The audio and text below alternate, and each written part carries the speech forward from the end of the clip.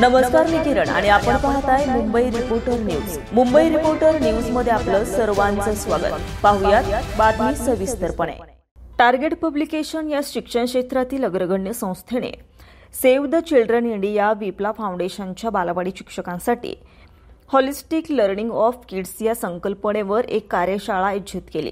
हा उपक्रम टार्गेट पब्लिकेशनच्या ध्येयाशी सुसंगत असून शहरातील बालमनांचा विकास करण्यासाठी दूरगामी आणि बालकल्याण केंद्रित विचारांनी शिक्षकांचे सक्षमीकरण करून पाहतो. शिक्षण म्हणजे सर्वांगीण विकास. टार्गेट पब्लिकेशन प्रायव्हेट लिमिटेडचे कार्यकारी संचालक श्री सचिन कोडोलीकर यांनी या कार्यशाळेचं नेतृत्व केलंय. त्यांनी पुस्तकी ज्ञानाच्या सीमा ओलांडून विस्तृत अध्यापन पद्धती वापरण्याचं महत्त्व अधोरेखित केलं. कोडोलीकर म्हणाले, शिक्षण म्हणजे केवळ ज्ञान देणे नव्हे, तर समाजासाठी सकारात्मक योगदान देऊ शकतील, विवेकशील वर्तन करतील आणि इतरांसाठी सहानुभूती बाळगतील अशा सर्वांगीण व्यक्तींना घडवणे म्हणजे शिक्षण होय.